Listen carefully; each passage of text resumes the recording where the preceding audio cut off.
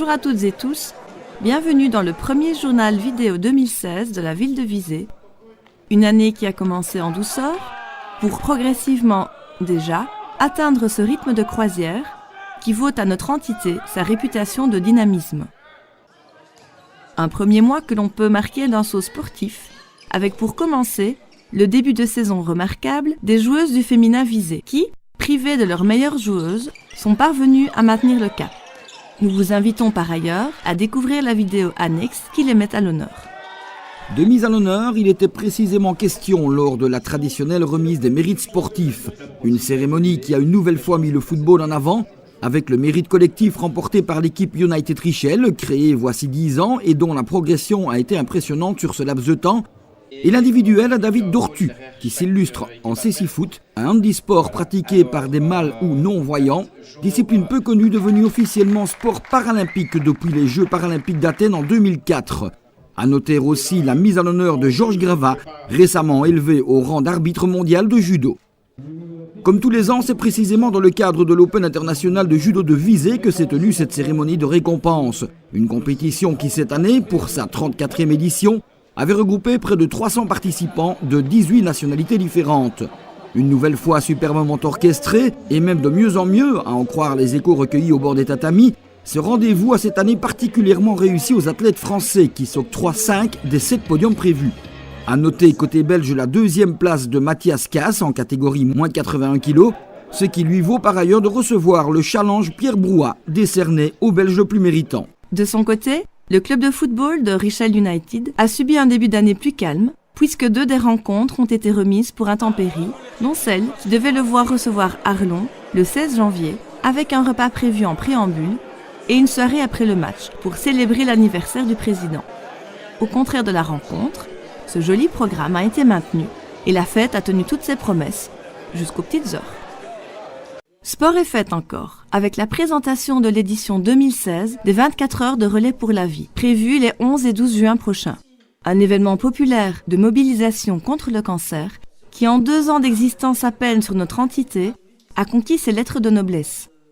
Nombre de participants et dons ont augmenté de 2014 à 2015, et l'objectif est de faire mieux encore en 2016. Alors, des nouveautés pour cette année ?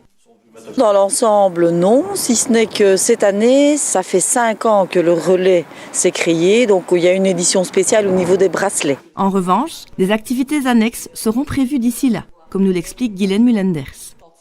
On a déjà annoncé des joggings. Cette année, on a fait la première édition d'une pièce de théâtre à Visé qui a donné vraiment un très très bon succès. Et alors au mois de mars, nous faisons la Saint-Patrick devant le pont. Qui consiste en quoi ? C'est un repas, donc la Saint-Patrick c'est la fête des rugbymen, un repas avec une viande grillée et chaque année ça a vraiment un très très grand succès. On a trouvé un orchestre de musique irlandaise extraordinaire, je pense que ce sera vraiment une très chouette soirée. Indépendamment de ça, si quelqu'un a une idée, évidemment on peut vous contacter.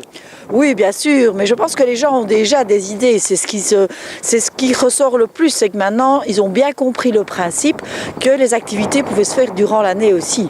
Pour en terminer avec ce copieux chapitre sportif, précisons qu'avec le soutien de l'échevinat de la culture et du tourisme de la ville de Visé, la patinoire est de retour sur la place Reine Astrid de ceci jusqu'au 28 février, qu'on se le dise. Seule différence par rapport à l'an dernier, elle ne couvre qu'une demi-place, ce gain d'espace étant profitable au stationnement. Un chantier de taille s'est par ailleurs amorcé avec la réfection de la route pavée de l'Anneille, un des endroits les plus bucoliques de notre entité. Faute de subsides, ce chantier sera financé sur fonds propres à un rythme adapté. Vu le coût des travaux qui est estimé à 500-600 000 euros au total, donc la ville a décidé de ventiler ça sur 5 ou 6 années à raison de 100 000 euros d'investissement par an. Et suivant l'état de la route qui est différent selon l'endroit, on va procéder à des rénovations structurelles ou alors des rénovations plus localisées. Au niveau du trafic, les dispositions qui s'imposent ont également été prises. Pour la première phase de chantier, on a arraché toute la voirie, puisqu'on a commencé par la partie qui était la plus abîmée.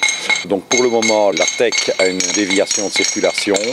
Lorsque la première phase sera terminée, on va procéder par demi-voirie, de manière à ne pas perturber la circulation et surtout maintenir les transports en commun. Et tant qu'à faire dans le pavage, un autre passage qui en a bien besoin, à devant le pont, sera à son tour remis en état. Là, c'est un autre chantier qui est prévu en principe cette année aussi. Donc là, la ville a obtenu des subsides de manière à pouvoir réfectionner la rampe du pont qui fait la liaison entre l'avenue Franklin-Roosevelt et la rue Bassermal. Revenons à Visé, plus précisément en la salle des mariages de la maison communale, où s'est tenue une session lancée en mai 2015 et dont c'était le 3e rendez-vous, à savoir l'accueil des nouveau-nés de l'entité avec leurs parents, pour leur remettre une valisette naissance et participer à une petite cérémonie sympathique d'accueil avec un verre partagé de manière très conviviale. De la 50aine de nouveau-nés conviés, environ la moitié avait répondu présent. Dans cette petite valisette, que peut-on y trouver ? Alors on y retrouve de la documentation pédagogique en collaboration avec l'ONE, une carte d'abonnement par exemple à la bibliothèque communale pour aller chercher toute l'information dont les parents auraient besoin, des chèques commerce valables dans tous les commerces visétois. On y retrouve aussi quelques cadeaux, quelques biscuits fournis par des partenaires pour gâter les enfants. Cette initiative due à l'échevinat de la famille et de la citoyenneté remplace en fait l'ancienne prime naissance pour un système qui prévoit un encadrement par le personnel de l'échevinat et du matériel pédagogique pour mieux répondre aux défis de l'éducation. Et d'en venir à notre dernier sujet, avec une 17e édition du bien connu festival Marcel Martin, qui, à l'instar des 16 autres, a rencontré un joli succès d'affluence. Au total des différentes représentations programmées du jeudi 21 au dimanche 24 janvier, ce sont près de 800 personnes qu'a accueilli la salle des Tréteaux, où elles ont pu vivre d'agréables moments au travers de chansons et de pièces de théâtre en wallon. Dont celle-ci, Mon chez le curé à Bafedefni, jouée par la dramatique Les Amis Réunis de Mélin. Nous vous retrouvons d'ici un mois pour l'actualité de février, avec notamment le jogging de la Zatopek en famille, prévu le 7, et surtout, messieurs, le 14, n'oubliez pas vos Valentines. Merci pour votre fidélité et votre attention. À très bientôt sur Visé TV.